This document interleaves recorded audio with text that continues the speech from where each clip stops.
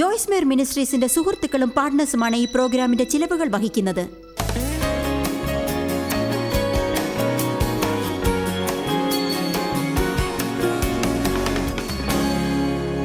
നമുക്കൊരു വലിയ ഭീമാകാരമായ പ്രശ്നം ജീവിതത്തിലുള്ളപ്പോൾ പരിശുദ്ധാത്മാവ് കടന്നു വന്നാൽ എന്താണ് ഉണ്ടാവുക? ആ ചിന്ത എനിക്കിഷ്ടമാണ്. വചനം പറയുന്നു, കള്ളൻ വരുന്നത് വധിക്കാനും മോഷ്ടിക്കാനും നശിപ്പിക്കാനുമാണ്. പക്ഷേ യേശു പറഞ്ഞു, ഞാൻ വന്നത്, നമുക്കിങ്ങനെയുള്ള വിശുദ്ധ ഇടപെടലുണ്ട്. സാത്താൻ നാശമുണ്ടാക്കാനായി തന്നാലാവുന്നത് ചെയ്യുന്നു. യേശു സാത്താൻ്റെ പ്രവർത്തനങ്ങളെ മുഴുവൻ നശിപ്പിക്കുന്നു. ഞാൻ വന്നത് നിങ്ങൾ ജീവിതം സന്തോഷിക്കുവാനും അത് നിറഞ്ഞു കവിയുവോളം സമൃദ്ധമായി നിങ്ങൾക്ക് നൽകാനുമാകുന്നു. ഞാനൊരു കാര്യം പറയാൻ ആഗ്രഹിക്കുന്നു. നിങ്ങളുടെ ജീവിതത്തിൽ ഇപ്പോൾ വെറും ദുരിതങ്ങളും നാശവും ഉത്കണ്ഠയും വ്യാകുലതയും ബന്ധങ്ങളിൽ പ്രശ്നങ്ങളും തകർന്ന ഹൃദയവുമാണുള്ളതെങ്കിൽ യേശു വന്നത് നിങ്ങളുടെ ജീവിതം സന്തോഷപ്രദമാക്കാൻ വേണ്ടിയാണ്. ജീവിതം ആസ്വദിക്കാനായി എല്ലാ പ്രശ്നങ്ങളെയും ഇല്ലാതാക്കണം എന്നൊന്നും ദൈവത്തിൻ്റെ കണക്കിലില്ല. ദൈവം വീണ്ടെടുപ്പിൻ്റെ ദൈവമാകുന്നു. ഇന്ന് നമ്മൾ കോൺഫറൻസ് തുടങ്ങിയപ്പോൾ സങ്കീർത്തനം 23 വായിച്ചു. അവൻ എൻ്റെ പ്രാണനെ തണുപ്പിക്കുന്നു എന്നതിലുണ്ട്. എൻ്റെ പ്രാണൻ തകർന്നിരുന്നു. അച്ഛൻ എന്നെ ദുരുപയോഗപ്പെടുത്തി, അമ്മ എന്നെ കൈവിട്ടു. ആദ്യം വിവാഹം കഴിച്ച വ്യക്തി മറ്റൊരു സ്ത്രീയുടെ കൂടെ ഓടിപ്പോയി, ഒടുവിൽ ജയിലിൽ അടയ്ക്കപ്പെട്ടു. എനിക്ക് 23 വയസ്സായപ്പോഴേക്കും എൻ്റെ പ്രാണൻ തകർന്നു കഴിഞ്ഞിരുന്നു. ശരിയായി ചിന്തിക്കുന്നത് എങ്ങനെയെന്ന് എനിക്കറിയില്ലായിരുന്നു. എല്ലാറ്റിനെക്കുറിച്ചും എനിക്ക് തെറ്റായി തോന്നി. എൻ്റെ ആഗ്രഹം കുഴഞ്ഞു മറിഞ്ഞിരുന്നു. എങ്ങനെയാണ് വിട്ടുകൊടുക്കുക എന്ന് എനിക്കറിഞ്ഞിരുന്നില്ല. കീഴടങ്ങാൻ എനിക്കറിയില്ലായിരുന്നു. എൻ്റെ ആവശ്യം എന്താണെന്നും അതിനായി ഏതു നേരവും പോരാടാനേ എനിക്കറിഞ്ഞിരുന്നുള്ളൂ. ജീവിതം അങ്ങനെ ജീവിക്കാൻ ശ്രമിക്കുന്നത് വളരെ കഠിനമാണ്, അല്ലേ? ദൈവമാണ് എൻ്റെ പ്രാണനെ വീണ്ടെടുത്തത് എന്ന് ഞാൻ സത്യമായിട്ടും പറയുന്നു. ദൈവം എൻ്റെ ജീവിതത്തിൽ ചെയ്ത കാര്യങ്ങൾക്ക് ഞാൻ എങ്ങനെയാണ് നന്ദി പറയേണ്ടതെന്ന് എനിക്ക് അറിയില്ലായിരുന്നു. ദൈവം ഒരാൾക്ക് വേണ്ടി ചെയ്യുന്നത് അവൻ മറ്റുള്ളവർക്കും ചെയ്യും എന്ന് ഞാൻ ഉറപ്പ് തരുന്നു. മറ്റാർക്കും ഇന്ന് നിങ്ങൾ ആ കാര്യം മനസ്സിലാക്കി അത് വിശ്വസിക്കണം. ദൈവത്തിന് ശരിയാക്കാനാവാത്ത ഒരു പ്രശ്നവും നമുക്കില്ല. എനിക്ക് 1 യോഹന്നാൻ 4:4 ഇഷ്ടമാണ്. നമ്മൾ അന്ത്യക്രിസ്തുവിനെ തോൽപ്പിച്ച് അതിജീവിച്ച് കഴിഞ്ഞിരിക്കുന്നു. നമ്മൾ സാത്താനെ കീഴടക്കി കഴിഞ്ഞു. സാത്താനെ കീഴടക്കാൻ ശ്രമിക്കുകയല്ല, നമ്മൾ സാത്താനെ കീഴടക്കി കഴിഞ്ഞിരിക്കുന്നു. കാരണം ഈ ലോകത്തിലുള്ളവനേക്കാൾ നമ്മിൽ ഉള്ളവൻ വലിയവനാണ്. നമ്മെ സ്നേഹിക്കുന്നവരിലൂടെ നാം വിജയിതാക്കളേക്കാൾ മികച്ചവരാണെന്ന് വേദപുസ്തകം പറയുന്നു. ദൈവം നമ്മുടെ പക്ഷത്തുണ്ടെങ്കിൽ ആർക്കാണ് നമുക്കെതിരാവാനാവുക? നിങ്ങൾ ദൈവത്തോടൊത്ത് ബന്ധിക്കപ്പെടുന്ന സമയത്ത് ലോകത്തിലുള്ളവരെക്കാൾ തികച്ചും വ്യത്യസ്തരായിരിക്കും. ഒരു കണക്കാണ് അവനുണ്ടാവുക. ലോകത്തിൽ നിങ്ങൾക്ക് പലതരം പ്രശ്നങ്ങളുണ്ടാവും. പ്രശ്നം, നാശം. അത് നാം കാണാത്തത്ര വലിയ കുഴപ്പങ്ങളുണ്ടാക്കും. ഞാൻ ഉണ്ടാക്കി വന്ന ഈ ലെഡ്ജറിനെ കുറിച്ചൊന്ന് നോക്കാം. അത് ദൈവത്തിൻ്റെ കണക്കിനെ കുറിച്ചാണ് അല്പം കാണിക്കുന്നത്. ഇത് നോക്കിക്കഴിയുമ്പോൾ ഞാൻ പറഞ്ഞത് എന്താണെന്ന് നിങ്ങൾക്ക് തീർച്ചയായും മനസ്സിലാവും.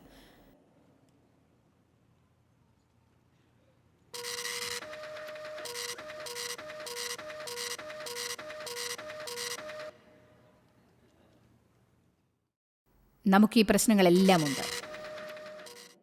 സബ് ടോട്ടൽ, അത്യധികം, നികുതി, തളർച്ച, ടോട്ടൽ താങ്ങാവുന്നതിലുമുപരി, ദൈവത്തിൽ നിന്നുള്ള കിഴിവ്, മാപ്പ്, കൃപ, കരുണ, പ്രത്യാശ, വിശ്വാസം, സ്നേഹം, സമാധാനം. സബ് ടോട്ടൽ വിമോചനം, ടാക്സ് അടച്ചു. ടോട്ടൽ സ്വാതന്ത്ര്യം, ടോട്ടൽ സേവിങ്, നിങ്ങളുടെ ജീവിതം. ആമേൻ.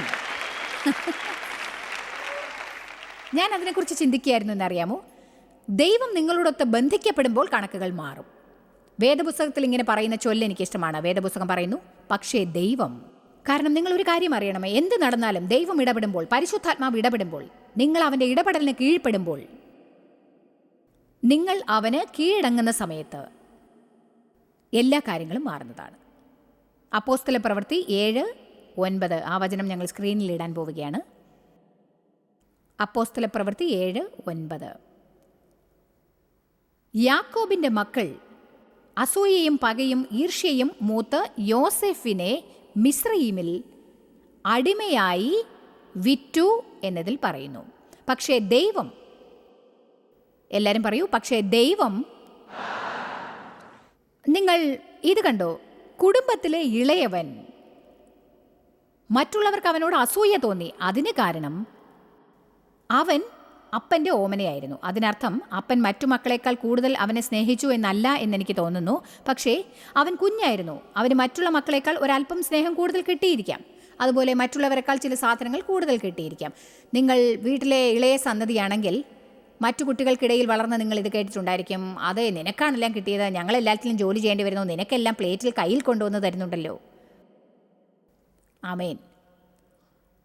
ഞങ്ങളുടെ വീട്ടിലെ ഇളയ മകൻ ഒരിക്കൽ പറഞ്ഞു, ഞാൻ ഇളയവനായതിൽ എനിക്കൊന്നും ചെയ്യാനാവില്ല, എനിക്കൊന്നും ചെയ്യാനാവില്ല.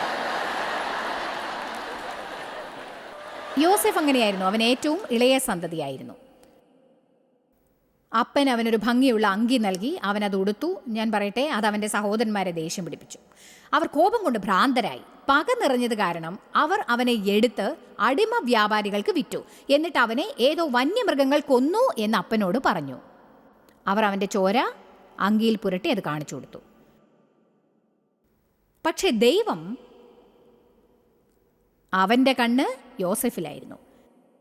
ദൈവം അവനോട് ദയ കാണിച്ചു.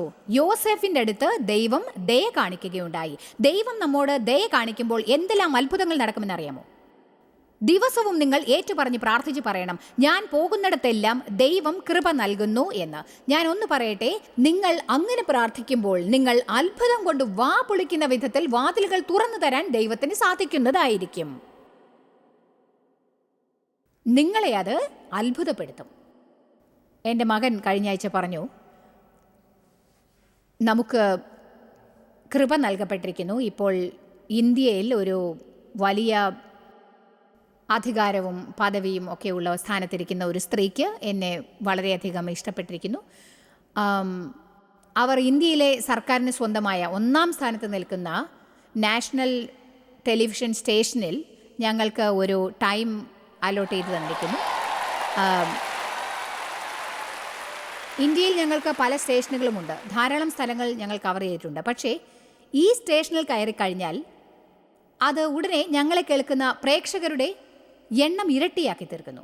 ഇനി ഞങ്ങൾ 1.2 ബില്യൺ ജനത്തുകയുള്ള ഇന്ത്യയിൽ 850 മില്യൺ ജനങ്ങളെ സ്പർശിക്കുന്നതായിരിക്കും. 16 വിവിധ ഭാഷകളിൽ ഞങ്ങൾ സംപ്രേഷണം ചെയ്യാൻ പോവുകയാണ്. ഇത് കൃപയാണ്.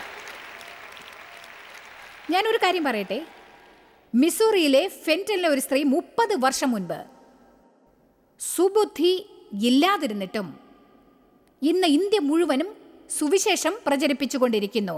എങ്കിൽ ദൈവമല്ലേ അതിലുള്ളത്? ദൈവം നമ്മോട് കൃപ കാണിക്കുമ്പോൾ സാത്താന് തൻ്റെ വഴി വിട്ടു മാറേണ്ടി വരും. ആമേൻ. യോസേഫ് കുഴിയിൽ നിന്ന്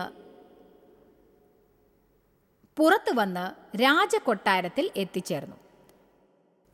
മിസ്രയീമിൽ ഫറവോന് ശേഷം ഏറ്റവും വലിയ അധികാരം യോസേഫിന് നൽകപ്പെട്ടു. എനിക്കൊന്നു മാത്രമേ കാണാൻ കഴിയുന്നുള്ളൂ. ഇത് നിങ്ങൾ ശരിക്കും മനസ്സിലാക്കണം, കാരണം ഇത് നമുക്ക് എല്ലാവർക്കും പ്രധാനപ്പെട്ടതാണ്. യോസേഫ് ശരിയായി ചെയ്ത ഒരേ ഒരു കാര്യം, എന്നെ സംബന്ധിച്ചിടത്തോളം, ജീവിതത്തിൽ എന്തൊക്കെ സംഭവിച്ചാലും അയാൾ നല്ല മനോഭാവം പുലർത്തിക്കൊണ്ടേയിരുന്നു.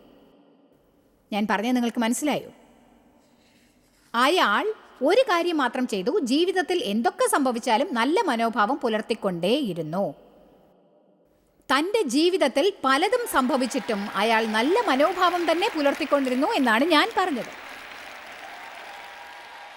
അയാൾ വേറെന്താണ് ചെയ്തതെന്നറിയാമോ? അയാൾ പോയിടത്തെല്ലാം ജനങ്ങളോട് നന്നായി പെരുമാറി. 13 വർഷം താൻ ചെയ്യാത്ത കാര്യത്തിനായി അയാൾ തടവിലാക്കപ്പെട്ടപ്പോൾ ഒരു അപ്പക്കാരനെയും പാനപാത്രവാഹകനെയും പുറത്തു കടക്കാൻ സഹായിച്ചു. എന്നാൽ അയാളെക്കുറിച്ച് മറന്നുപോയി.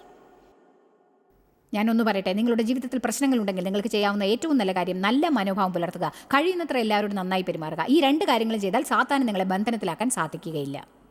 ഞാൻ പറഞ്ഞു കേട്ടോ, ഞാൻ ആവർത്തിക്കാൻ ഇടയാക്കരുത്. നിങ്ങളുടെ ജീവിതം ഒരു വലിയ കുഴപ്പമായാൽ നിങ്ങൾക്ക് ചെയ്യാവുന്ന ഒരേ ഒരു കാര്യം ഇതാണ്: നല്ല മനോഭാവം പുലർത്തുക, നല്ല മനോഭാവം കാണിക്കുക, എല്ലാവരോടും കഴിയുന്നത്ര നന്നായി പെരുമാറുക. നിങ്ങളെ ബന്ധനത്തിലാക്കാൻ അപ്പോൾ ഒരു സാത്താനും സാധിക്കില്ല. അവനത് ചെയ്യാനാവില്ല.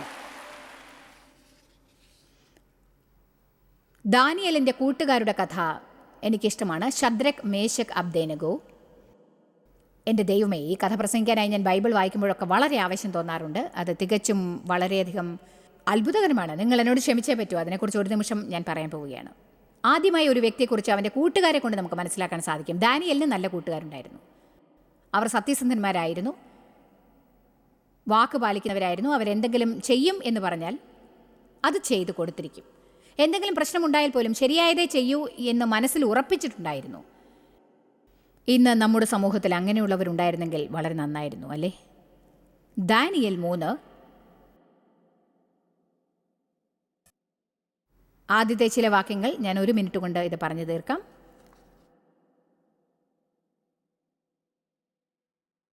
10-ാം വാക്യം മുതലാണിത് തുടങ്ങുന്നത്. പക്ഷേ മുഴുവനും ഞാൻ വായിച്ച് കേൾപ്പിക്കാൻ പോകുന്നില്ല. ദാനിയേൽ 3 22-ാം വാക്യം മുതൽക്ക് ഞാൻ വായിച്ച് കേൾപ്പിക്കാം. അവിടെ നടന്നതായിരുന്നു, രാജാവ് ഒരു ആജ്ഞ നൽകിയിരുന്നു, എല്ലാവരും അയാളുടെ പ്രതിമയ്ക്ക് മുന്നിൽ തലകുനിക്കണം എന്ന്. അയാളെ ഒഴിച്ച് മറ്റുള്ളവരെല്ലാം തലകുനിക്കണം. ശദ്രക്, മേശക്, അബ്ദേനഗോ എന്നിവർ ദൈവത്തെ ഭയപ്പെടുന്നവരായിരുന്നു. അവർ പറഞ്ഞു, ഞങ്ങളത് ചെയ്യില്ല. പക്ഷേ രാജാവ് പറഞ്ഞു, ആരെങ്കിലും വീണ് നമസ്കരിക്കാതിരുന്നാൽ അവരെ എരിയുന്ന തീച്ചുളയിലേക്ക് വലിച്ച് എറിയപ്പെടും. അതിനെക്കുറിച്ച് ഒരു നിമിഷം ആലോചിച്ച് നോക്കൂ.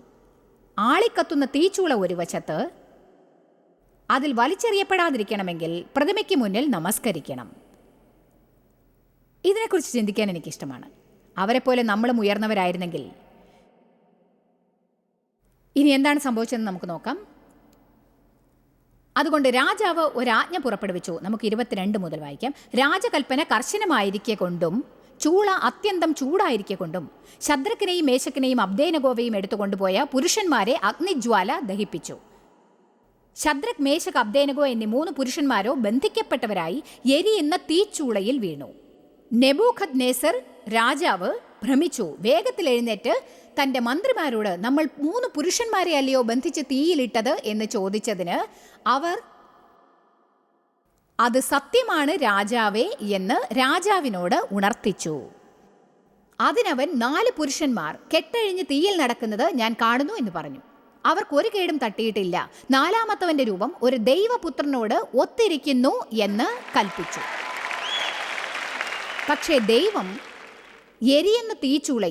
ദൈവം അവരുടെ കൂടെ എരിയുന്ന തീച്ചൂളയിൽ ഉണ്ടായിരുന്നു. ഇതിനെക്കുറിച്ച് എനിക്ക് ഇഷ്ടപ്പെട്ട കാര്യം എന്താണെന്ന് വെച്ചാൽ, അവരുടെ ജീവിതത്തിലെ ഏറ്റവും മോശമായ സമയമായിരുന്നു അത്. അവൻ അവരെ ബന്ധനത്തിൽ നിന്ന് വിമോചിപ്പിച്ചു. നിങ്ങളുടെ ജീവിതത്തിൽ എല്ലാ കുഴപ്പങ്ങളും നടന്നുകൊണ്ടിരിക്കുമ്പോൾ ഒന്നും സംഭവിക്കാത്തത് എന്തുകൊണ്ടാണെന്ന് കരുതിയേക്കാം. ചിലപ്പോൾ അതായിരിക്കാം നിങ്ങളുടെ ജീവിതത്തിലെ ബന്ധനങ്ങളെ അഴിക്കാൻ ദൈവം ഉപയോഗിക്കുന്ന മാർഗം. പലതിൽ നിന്നും നിങ്ങളെ വിടുവിക്കാൻ അവർ ബന്ധനസ്ഥരായി വീണു, സ്വതന്ത്രരായി പുറത്തു വന്നു. സുവാർത്ത ഇതാണ്. നിങ്ങൾ അടുത്ത പേജ് വായിച്ചാൽ അതിൽ പറയുന്നു, അവർ പുറത്തു കടന്നപ്പോൾ അവരുടെ ദേഹം കരിഞ്ഞില്ല, തീയുടെ മണം പോലും അവരുടെ മേൽ ഉണ്ടായിരുന്നില്ല. ഹല്ലേലൂയ! നിങ്ങൾക്കറിയാമോ, ഞാൻ ക്രൂരമായി പറയുകയല്ല, പക്ഷേ അത് നിങ്ങൾക്ക് ഉപകാരമായിരിക്കുമെന്നതുകൊണ്ട് പറയുകയാണ്. കഴിഞ്ഞ വർഷം ഒരു കാര്യം ഞാൻ മനസ്സിലാക്കി. ഞാൻ വളരെയധികം പീഡനത്തിന് ഇരയായി എന്ന സാക്ഷ്യം പറയുന്ന സമയത്ത് അച്ഛൻ എന്നെ ലൈംഗിക പീഡനം ചെയ്ത് പീഡനത്തിനിരയാക്കി എന്നതാണ് ഇന്ന് എല്ലാവരും ഉപയോഗിക്കുന്ന വാക്ക്. ഞാൻ പീഡനത്തിനിരയായി, നിങ്ങൾ പീഡിപ്പിക്കപ്പെട്ടു, നമ്മൾ പീഡിപ്പിക്കപ്പെട്ടു. ഞാൻ അവയെ എണ്ണിയിട്ടുണ്ടായിരുന്നു, കാരണം അത് പതിവായി നടന്നിരുന്ന ഒരു കാര്യമാണ്. ദിവസങ്ങൾ പോലും ഞാൻ ഓർത്തിരുന്നു. അങ്ങനെ 5 വർഷക്കാലം കൊണ്ട് അച്ഛൻ എന്നെ 200-ലും ഉപരി പ്രാവശ്യം ലൈംഗിക പീഡനം ചെയ്തു. ഒരു വ്യക്തിക്ക് എന്തെങ്കിലും പരിശുദ്ധതയോ മനസ്സോ ജീവിതമോ ബാക്കി ഉണ്ടാവുമോ എന്നത് തികച്ചും ഞെട്ടിപ്പിക്കുന്ന വാർത്തയാണ്. എന്നിട്ടും ഞാൻ പുകയുടെ മണം പോലും ഇല്ലാതെ പുറത്തിറങ്ങി. സഭയെ ഒന്നുച്ചത്തിൽ പറയൂ, എനിക്ക് പുകയുടെ മണം പോലുമില്ല. എന്നെ കണ്ടാൽ ഒരിക്കലും നിങ്ങൾ പറയില്ല, എന്നോട് സംസാരിക്കുമ്പോഴും നിങ്ങൾക്ക് പറയാനാവില്ല. ഞാൻ പറയാതിരുന്നെങ്കിൽ നിങ്ങൾ അറിയുക പോലുമില്ല. ഞാൻ ഉയർന്ന വിദ്യാഭ്യാസമുള്ള വളരെ കഴിവുകളുള്ള ഒരു സ്ത്രീയാണെന്ന് നിങ്ങൾ കരുതും. ജീവിതത്തിൽ ഈ സ്ഥിതിയിൽ ഉയർന്നതാണെന്ന് തോന്നില്ല. എന്നാൽ അത് സത്യത്തിൽ നിന്നും വളരെ അകലെയാണ്. എനിക്ക് കോളേജിൽ പോകണമെന്നുണ്ടായിരുന്നു. പക്ഷേ കോളേജിൽ പോകാനായില്ല. കാരണം അച്ഛൻ്റെ അടുത്ത് നിന്ന് രക്ഷപ്പെടാൻ ജോലിക്ക് പോകേണ്ടി വന്നു. ഞാൻ പുറത്തിറങ്ങി എന്നെ സംരക്ഷിക്കേണ്ടി വന്നു. എന്നാലേ അച്ഛനെ ആശ്രയിക്കേണ്ട ഗതിയില്ലാതാവും. എൻ്റെ ടീച്ചർമാർ എന്നോട് കുറേ പറഞ്ഞു നോക്കി. ജേർണലിസം സ്കോളർഷിപ്പിന് കോളേജിൽ ചേരണമെന്ന്. എഴുതാനുള്ള എൻ്റെ കഴിവിനെ അവർ നന്നായി മനസ്സിലാക്കിയിരുന്നു. പക്ഷേ എനിക്ക് പോകാനായില്ല. എനിക്ക് എഴുത്തിനായി ഒരു ബിരുദവും കിട്ടിയില്ല. അഥവാ ജേർണലിസത്തിന് ഒരു പുസ്തകം എഴുതാനുള്ള പാഠങ്ങളും ഞാൻ പഠിച്ചിട്ടുണ്ടായിരുന്നില്ല. എന്നിട്ടും ഞാൻ 90ാമത്തെ പുസ്തകം എഴുതി. ഞാൻ എന്നെ പുകഴ്ത്തി പറയല്ല, ദൈവത്തെയാണ് പുകഴ്ത്തുന്നത്. ഞാൻ പറയുന്നു, പക്ഷേ ദൈവം നിങ്ങൾ ഇപ്പോൾ എവിടെയാണെന്നുള്ളത് ഒരു പ്രശ്നമേ അല്ല. നിങ്ങൾ ദൈവത്തെ അനുവദിക്കുകയാണെങ്കിൽ അവൻ നിങ്ങളുടെ ജീവിതത്തിൽ പരിപൂർണമായ വീണ്ടെടുപ്പ് ഉണ്ടാക്കുന്നതായിരിക്കും. നിങ്ങളുടെ കഴിഞ്ഞകാല ജീവിതം എങ്ങനെയായിരുന്നാലും സാരമില്ല. ദൈവത്തെ കടക്കാൻ അനുവദിച്ചാൽ നിങ്ങളുടെ ഭൂതകാലം എങ്ങനെയുള്ളതായിരുന്നാലും സാരമില്ല. നിങ്ങൾ ഒരു നല്ല മനോഭാവം പുലർത്തും എന്ന് തീരുമാനിച്ച് ആർക്കെങ്കിലും ഒരു അനുഗ്രഹമാവാൻ തുടങ്ങുകയാണെങ്കിൽ ദൈവത്തെ അനുവദിച്ചാൽ ദൈവം എല്ലാം നേരെയാക്കി തരുന്നതായിരിക്കും.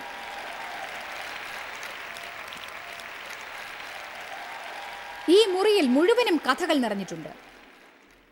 ഒരുപക്ഷെ ഞാൻ അനുഭവിച്ച അതേ അനുഭവങ്ങളിലൂടെ കടന്നുപോയ കഥകളായിരിക്കാം. എനിക്ക് മാത്രമേ കഷ്ടപ്പാടുകളിലൂടെ കടക്കേണ്ടതായി വന്നിട്ടുള്ളൂ എന്ന് ഞാൻ വിചാരിക്കുന്നില്ല. പലർക്കും അതുണ്ടാവും. നിങ്ങളിൽ പലരും ചിന്തിക്കാനാവാത്ത ദുരിതങ്ങളിലൂടെ കടന്നു പോയിട്ടുണ്ടായിരിക്കാം. എന്നിട്ടും ദൈവം നിങ്ങളെക്കുറിച്ച് അഭിമാനിക്കുന്നു. കാരണം അവനെ ആരാധിക്കാൻ നിങ്ങൾ ഇന്നിവിടെ വന്നിരിക്കുന്നു. അവനെക്കുറിച്ച് കൂടുതൽ പഠിക്കാനായി നിങ്ങളിവിടെ എത്തിയിരിക്കുന്നു.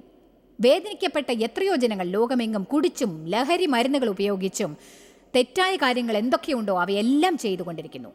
അതല്ല അവരുടെ ഉത്തരം. നിങ്ങളിവിടെ വന്നതൊരു ഉത്തരം തേടിയാണ്. പക്ഷേ ദൈവം, എനിക്ക് എഫേസ്യർ ഇഷ്ടമാണ്. അത് പറയുന്നു, നമ്മൾ പാപത്തിൽ ജീവിച്ചു കൊണ്ടിരിക്കുമ്പോഴും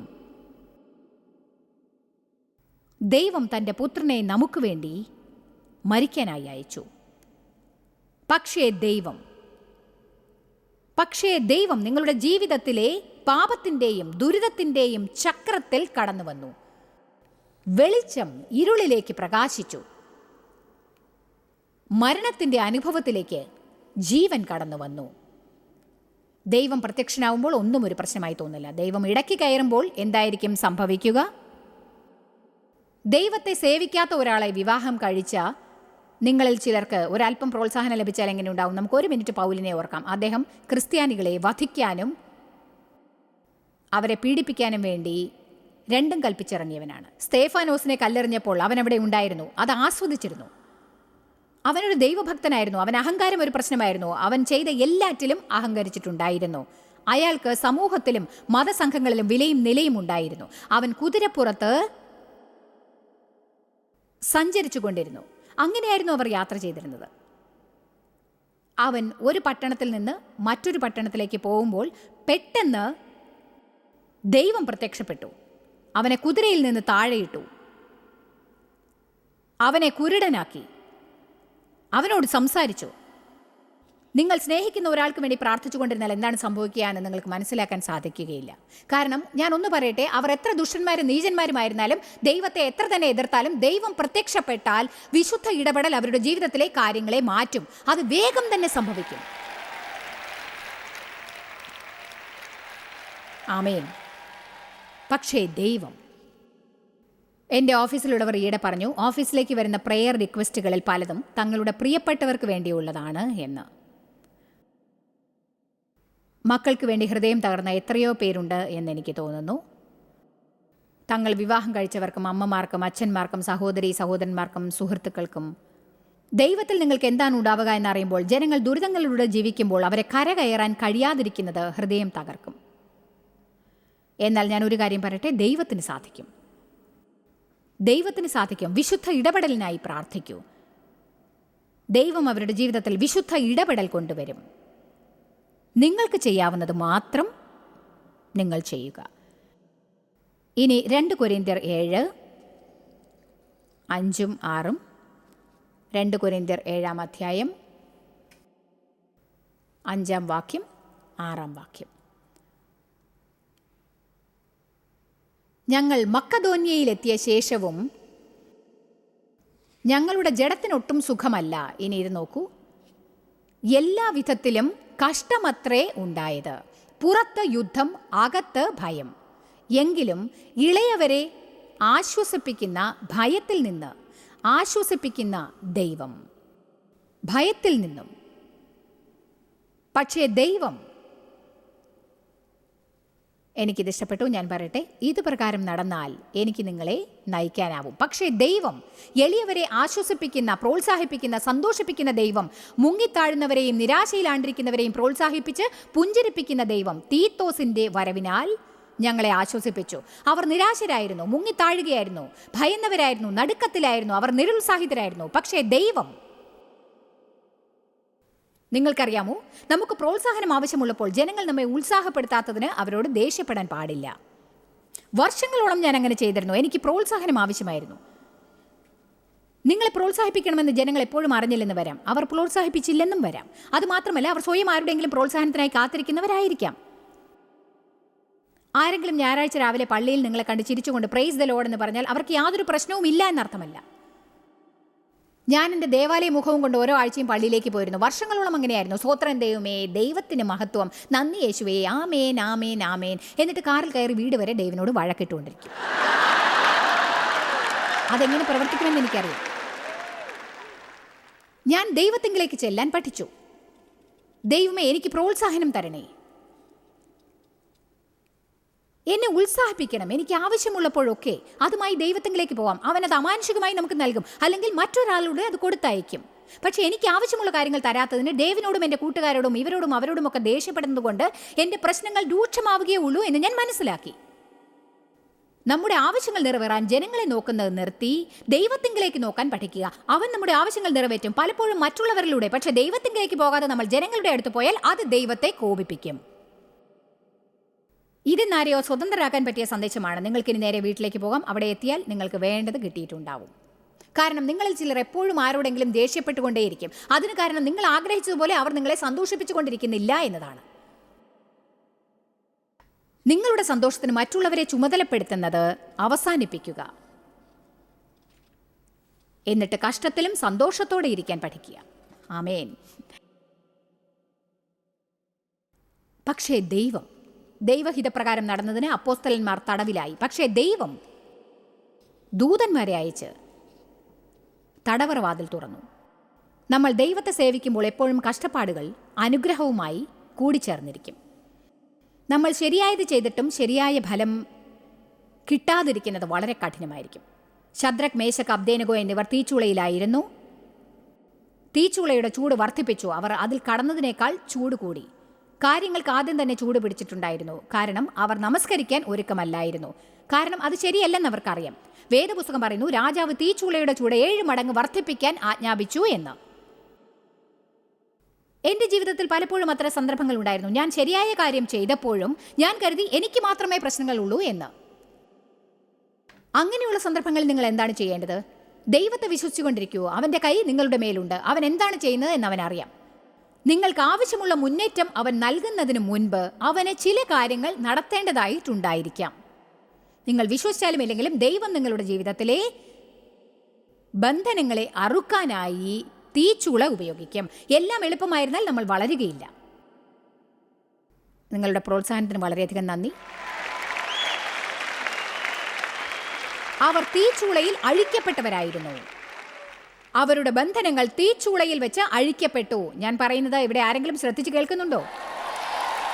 അവർ സോഫയിൽ കിടന്ന് ഡോണറ്റ്സും തിന്നുകൊണ്ട് TV കാണുകയല്ലായിരുന്നു.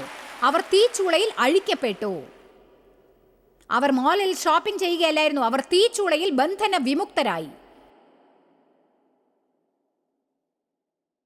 അനേക വർഷങ്ങൾ എൻ്റെ ബദ്ധശത്രുക്കളായിരുന്നെന്ന് ഞാൻ വിചാരിച്ചു കൊണ്ടിരുന്നവർ ഏറ്റവും നല്ല സുഹൃത്തുക്കളായിരുന്നു എന്ന് ഞാൻ മനസ്സിലാക്കി. എൻ്റെ ജീവിതത്തിലെ ശൗലിൽ എന്നിലെ ശൗലുകളെ പുറത്താക്കി. ബൈബിളിൽ പറഞ്ഞിരിക്കുന്ന ശൗൽ ആരാണെന്ന് അറിയില്ലെങ്കിൽ അത് പറഞ്ഞു തരാനുള്ള സമയം എനിക്കിപ്പോഴില്ല. ജനങ്ങൾ എപ്പോഴും നിങ്ങളോട് എങ്ങനെ പെരുമാറണമെന്ന് നിങ്ങൾ ആഗ്രഹിക്കുന്നു, അങ്ങനെയുള്ളവരെ ദൈവം നമ്മുടെ അടുത്തേക്ക് അയക്കില്ല. ചിലപ്പോൾ നിങ്ങളുടെ അടുത്തേക്ക് അയക്കുന്നവർ നിങ്ങളോട് വളരെ നന്നായി പെരുമാറുന്നവരായിരിക്കില്ല. അപ്പോൾ നിങ്ങൾ ശരിക്കും ആരാണെന്ന് കണ്ടുപിടിക്കാൻ സാധിക്കും.